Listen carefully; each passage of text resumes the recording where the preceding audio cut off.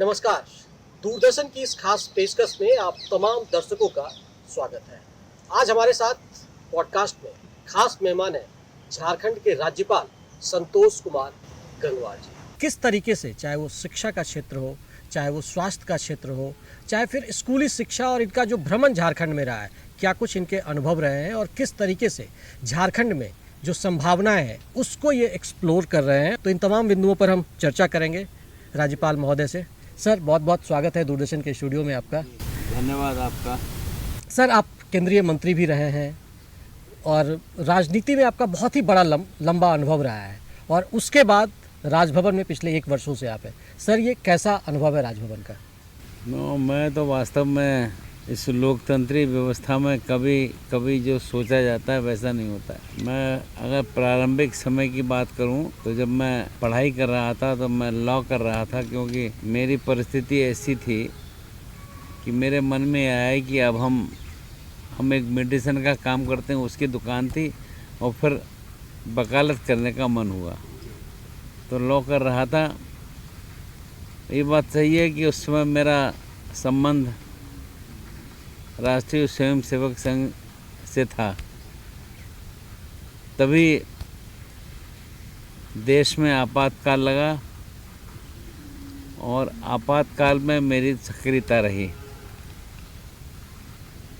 तो सक्रियता के कारण मुझको आपातकाल की शुरुआत में ही पहले सप्ताह में, शायद मैं समझता हूँ 7 जुलाई को मैं 75 में जेल चला गया और फिर मैं 1 साल जेल में रहा।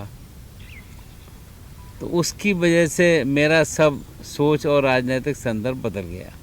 चुनाव लड़ने की प्रक्रिया दिमाग में नहीं थी। हम ये था कि राजनीतिक क्षेत्र में काम करेंगे और पार्टी के लिए काम करेंगे। 1 साल जेल में रहने के बाद फिर सारा सोच और सिस्टम बदल गया।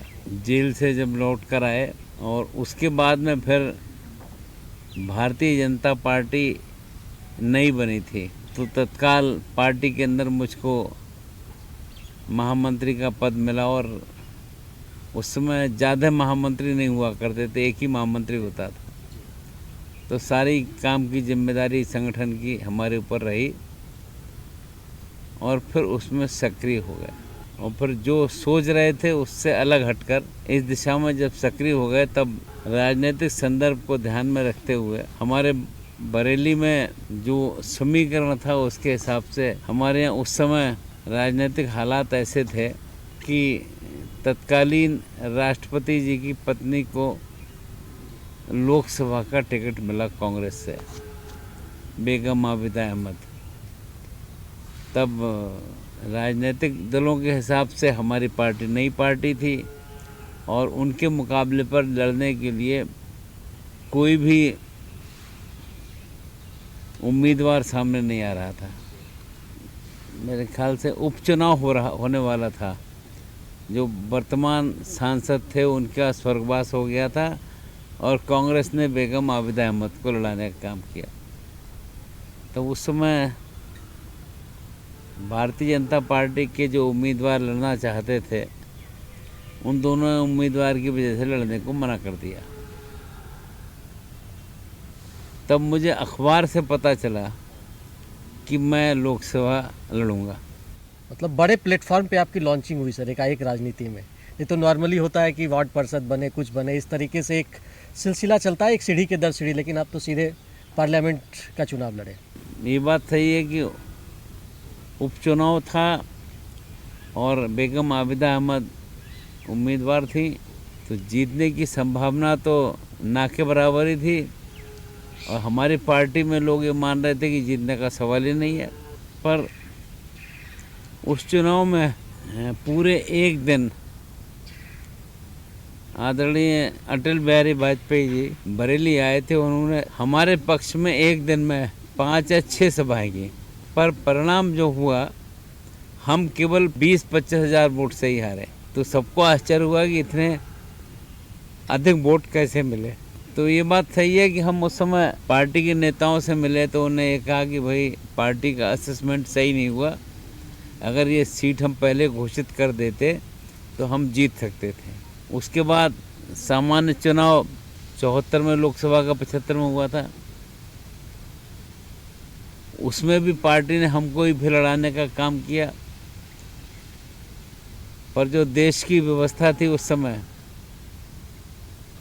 उस बार फिर चुनाव हम लड़े। और ये बात सही है कि पूरे देश में सबसे कम वोटों से हारने वाले हम थे। और सबको आश्चर्य हुआ कि इस माहौल में, जब ऐसा माहौल था, केवल बरेली की सीट लोग ऐसे माने कि जहां जमानत जब्त नहीं हुई बीजेपी की। 89 में फिर सामान्य चुनाव हुए, तो राजनीतिक जो माहौल होता है उसके तहत पार्टी ने हमको टिकट नहीं दिया। समझौता तोड़कर भारतीय जनता पार्टी के उम्मीदवार के रूप में हम चुनाव लड़े थे।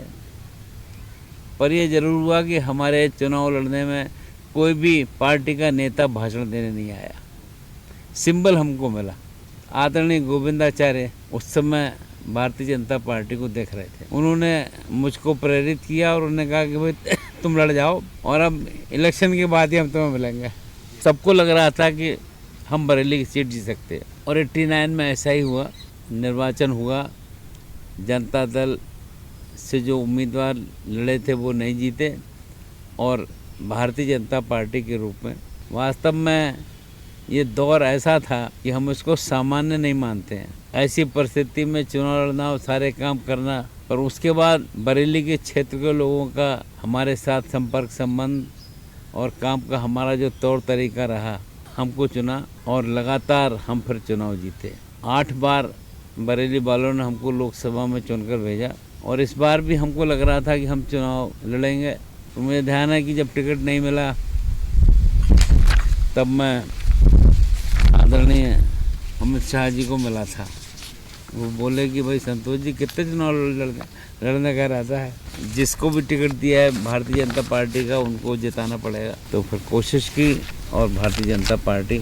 तो ये तो सर आपने अपने राजनीतिक सफ़र की बात की है, जो कि बहुत ही यादगार, और करीब जब आप पहली बार पार्लियामेंट में पहुँचे और आज का अगर हम दिन कहें तो करीब करीब ये 36 वर्षों का सफ़र आपका राजनीति के जीवन का हम मान सकते हैं, 35 वर्ष। और पिछले 1 साल से, क्योंकि राजभवन का जो पद होता है वो एक तरीके से माना जाता है कि आप न्यूट्रल पद होता है, इसको राजनीति से बहुत दूर माना जाता है। और वैसे में जब शिक्षा की बात होती है सर, तो राजभवन की ओर निश्चित तौर पर सबकी नज़रें जाती है। और ये जिम्मेदारी भी आपको वैसे दौर में मिली है जब नई राष्ट्रीय शिक्षा नीति देश में लॉन्च हुई है। तो उस परिप्रेक्ष्य में राजभवन की जो भूमिका है उसको आप किस तरीके से ज़मीन पर उतार रहे हैं सर? नहीं, ये बात तो आपकी ठीक है। जब मैं अभी बात कह रहा था, मैं इतने साल लोकसभा में रहा और मैंने राजनीति के विषय से ऊपर उठकर बरेली वासियों से बात की, क्योंकि बरेली के अंदर वे मतदाता ज़्यादा हैं जो भारतीय जनता पार्टी को न्यूनतम वोट देते हैं। सभी राजनीतिक दलों से संबंध रखकर बात करके हमने चलने का काम करा और उसका हमको लाभ मिला। तो आप जो बोल रहे हैं अभी, तो उनके साथ ही रहकर बहुत से विषयों की लोगों से चर्चा भी हुई और सबके बारे में हमारा व्यू बहुत ही पॉजिटिव रहा।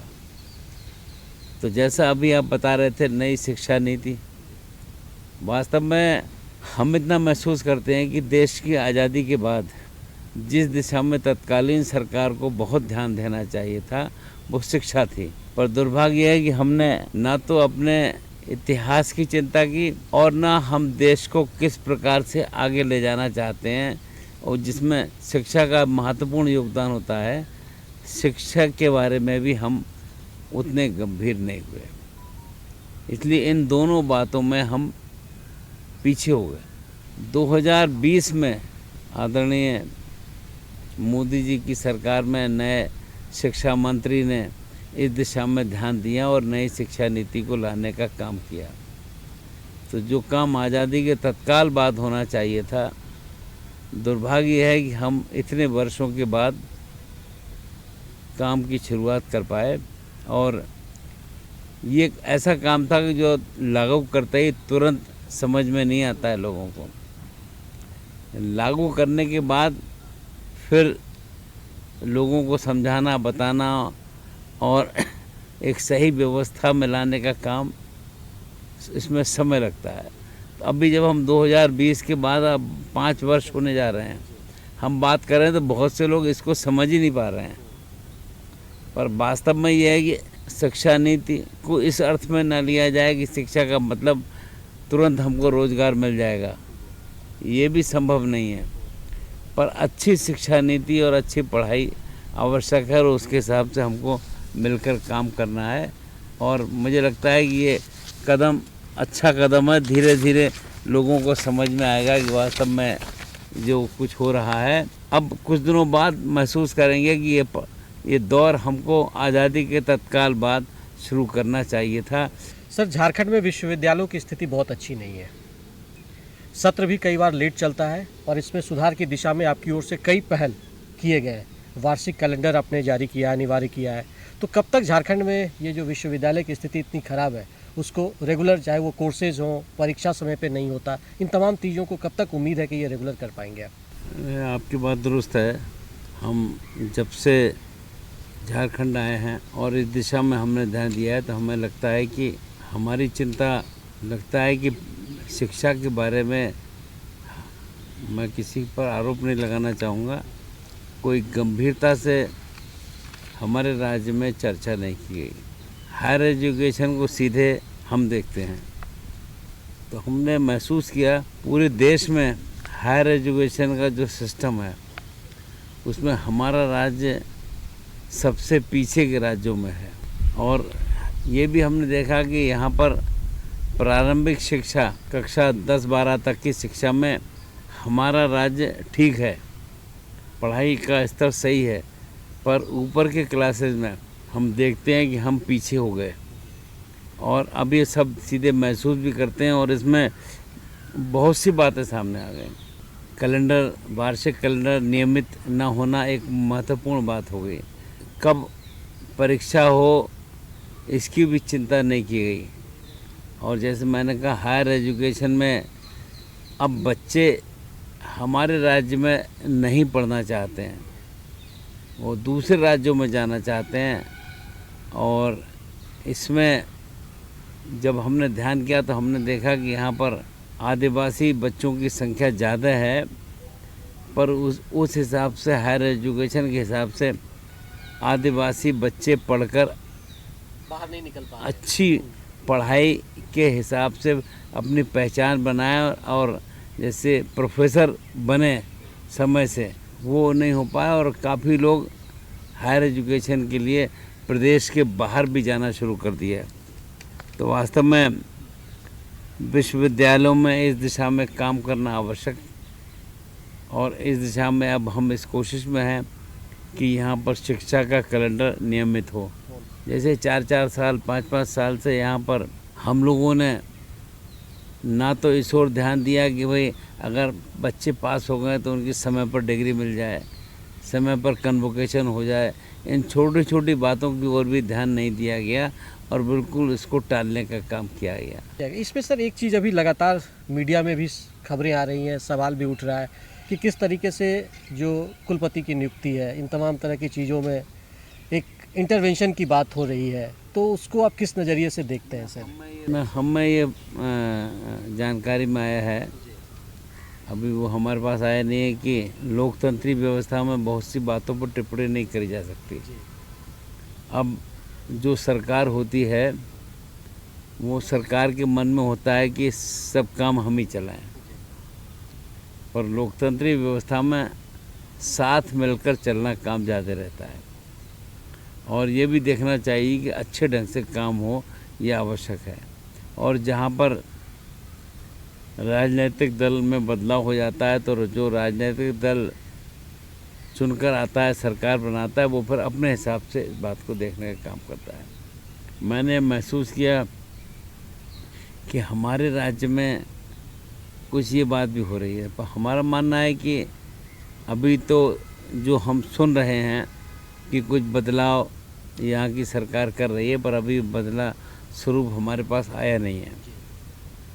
तो जब आएगा तब हम उसकी चर्चा करेंगे। पर हमारा मानना ये है कि लोकतंत्री देशों में शिक्षा को इन बातों से ऊपर रखकर राजनीति से अलग होना चाहिए, शायद यही मंशा भी रही होगी, क्योंकि राजभवन को हाँ। हमेशा कहा जाता है कि वो राजनीति से दूर होता और है और शायद इसीलिए इसकी ये पावर्स गवर्नर्स को दिए गए हैं। आवश्यकता है, उपयोगिता भी है। जी अगर हमने इस ओर ध्यान नहीं दिया तो फिर ये हमारा राज्य आदिवासी बाहुल्य राज्य है, और अगर हमने कायदे से ध्यान नहीं दिया तो राजनीतिक रूप से नहीं, हमको व्यवस्था के हिसाब से काफ़ी नुकसान उठाना पड़ सकता है। तो व्यवस्था नहीं, उसके हिसाब से एक चीज़ और सर, लगातार आप भ्रमण करते हैं, दीक्षांत समारोह में भी लगातार शामिल होते हैं, विद्यार्थियों के साथ भी आप संवाद करते हैं। आपको झारखंड के युवाओं में और खासकर ट्राइबल्स जो कम्युनिटी है उसमें कितनी संभावनाएं नज़र आती हैं?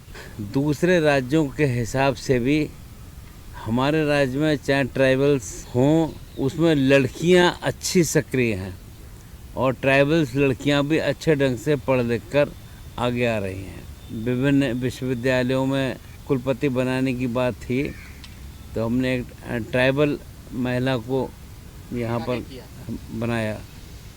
तो वास्तव में पढ़ाई का स्वरूप सही है और उसके हिसाब से हमको काम करना चाहिए, पर इसमें जो भी सरकार है उसको एक ओपन होकर कैसे हम इस प्रदेश का अपने विकास कर सकें उसके हिसाब से बात करके काम करना चाहिए। और जो इससे बात नहीं करते हैं तो राज्य को नुकसान होता है और उससे समस्या सामने आती है। सर, झारखंड में 5वीं अनुसूचित के सूची के तहत जनजातीय बहुल कई क्षेत्र आते हैं। ऐसे में राजभवन की क्या कुछ सक्रियता है ताकि इन इलाकों का समग्र विकास हो सके? वास्तव में ये जनजातीय बहुल क्षेत्र और यहाँ कर स्थानीय अगर हमने समस्याएं या बातों की ओर ध्यान नहीं दिया तो लगता ये है कि हम कहीं ना कहीं गलती करेंगे।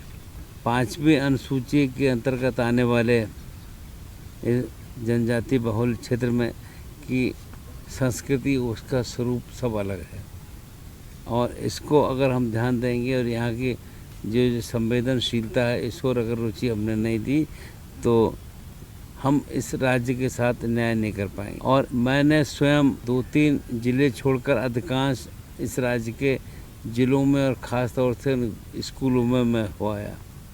मैंने स्वयं जो दौरा किया तो मैंने महसूस किया कि स्थानीय सहभागिता और योजनाओं के हिसाब से संवेदनशील कार्यान्वयन की आवश्यकता है, और इस जागरूकता के लिए आवश्यक है कि हम सभी लोगों को साथ लेकर चलें, उनके हिसाब से बात करें और उसमें स्थानीय बातों को ध्यान देना आवश्यक है।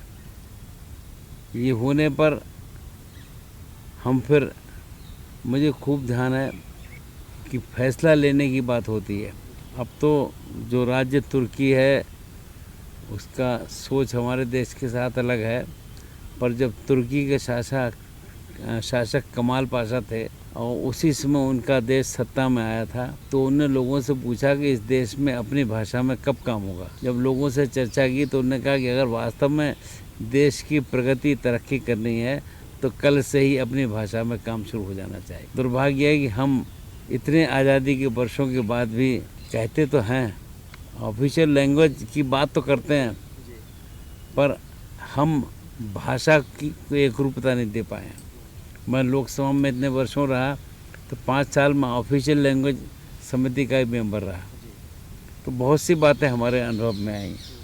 आज आवश्यकता ये है कि अगर हमारे इस राज्य में हम भाषा की लड़ाई में रहेंगे तो बहुत नुकसान होगा। इस राज्य में 5वीं अनुसूची के साथ न्याय और उसके हिसाब से काम करना आवश्यक है। सर, 5वीं अनुसूची की जब बात करते हैं, चूँकि झारखंड एक ट्राइबल बहुल इलाका है और पेशा कानून का इंतज़ार ये राज्य बने हुए राज्य के 25 वर्ष हो गए सर, तो इंतज़ार कर रहा है लंबे समय से। ऐसे में राजनीतिक इच्छा शक्ति की बात क्या ज़रूरी है ऐसे में, और झारखंड राज्य के लिए इसे कितना ज़रूरी आप मानते हैं? शब्द प्रयोग कर रहा है राजनीतिक इच्छा शक्ति, ये महत्वपूर्ण है और मैं बहुत खुलकर बहुत से शब्द बोल नहीं सकता।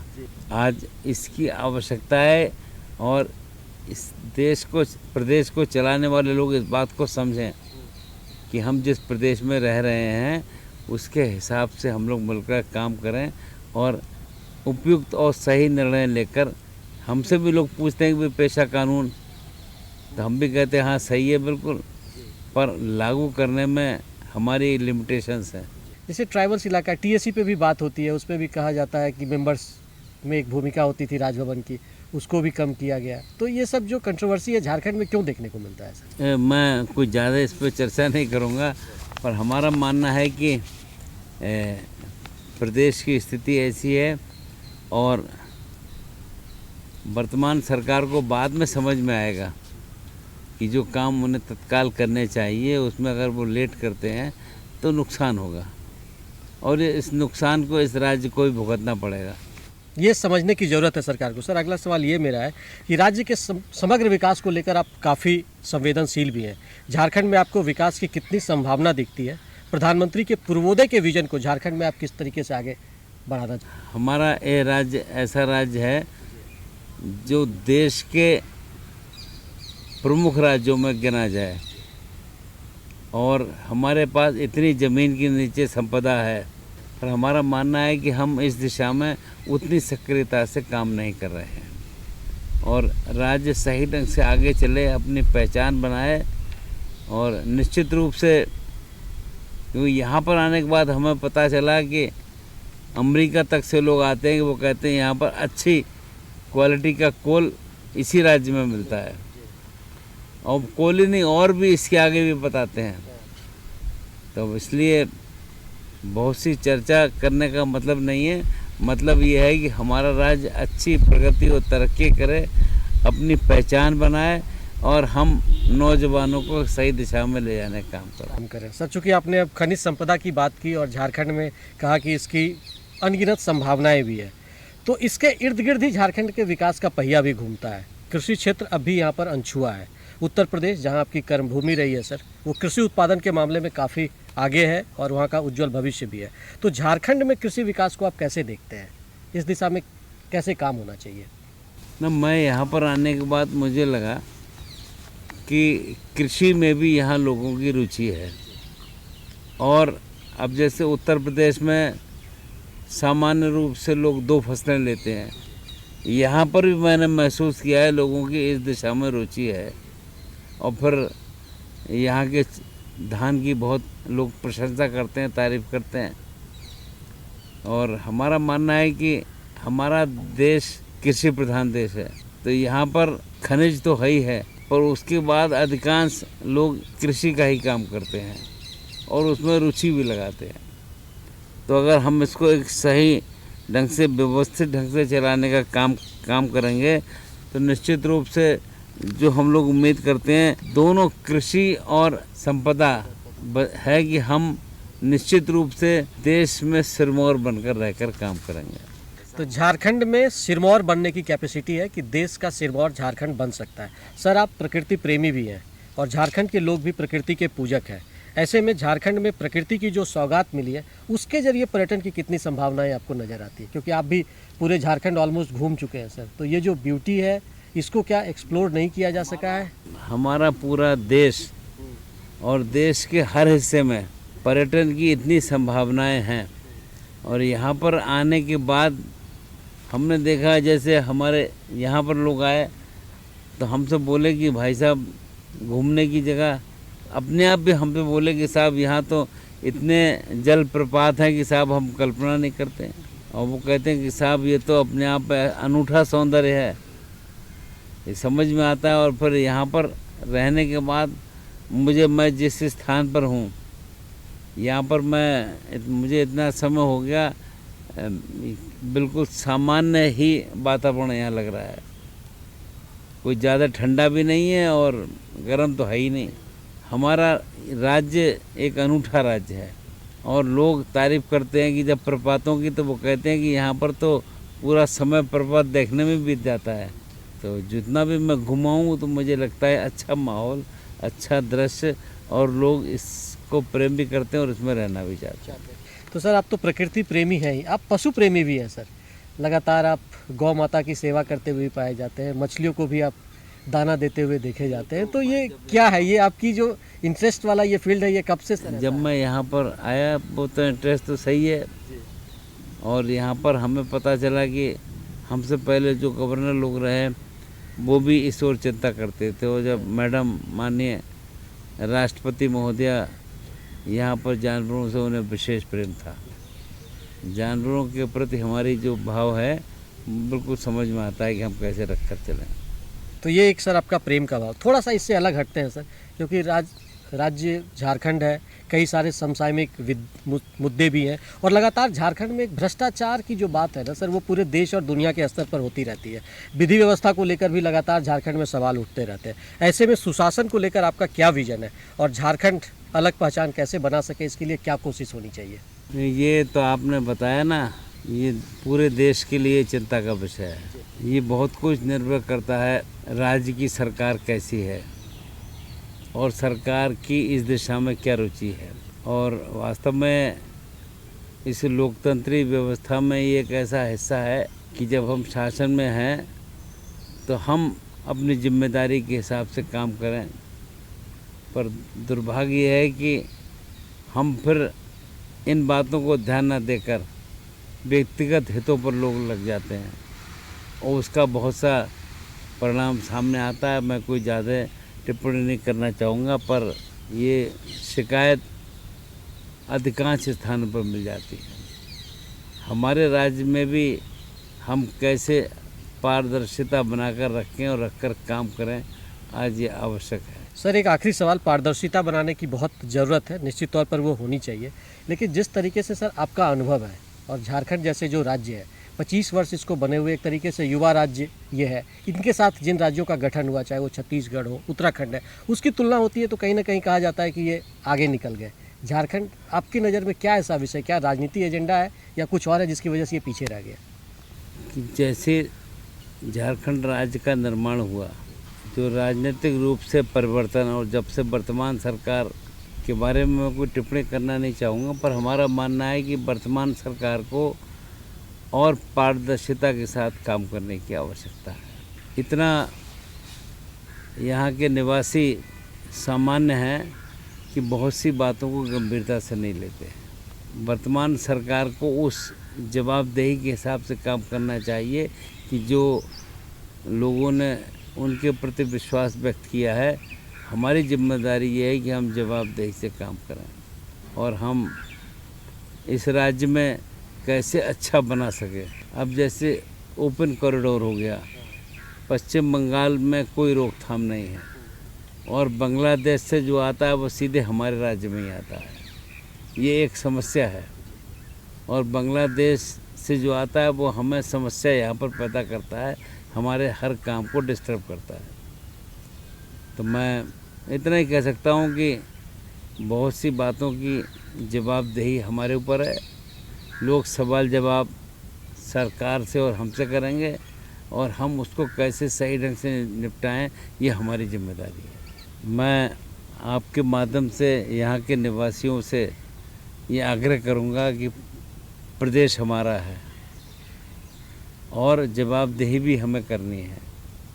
पूरे देश के अंदर लोगों की अपेक्षाएं जो नए राज्य बने हैं उनके विकास की दिशा में हैं और हमारा राज्य अच्छे ढंग से आगे बढ़कर काम कर सकता है। तो हम सब मिलकर, ख़ास तौर से नौजवान मित्रों से आग्रह है कि हम मिलकर आगे बढ़ें और अपने राज्य को एक देश के अंदर अग्रणी राज्य के रूप में प्रस्तुत करने का काम करें। तो हमारी ये बातचीत आज चल रही थी गवर्नर साहब से, संतोष कुमार गंगवार जी से, जिन्होंने साफ तौर पर कहा कि झारखंड में असीम संभावनाएं हैं और झारखंड वो एक मुखौटा है देश का, जहां हर क्षेत्र में विकास हो सकता है।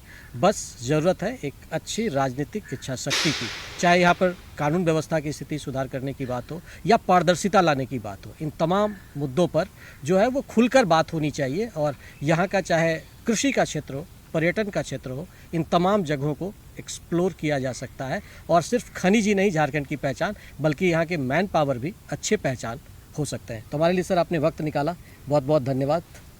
जी धन्यवाद आपका।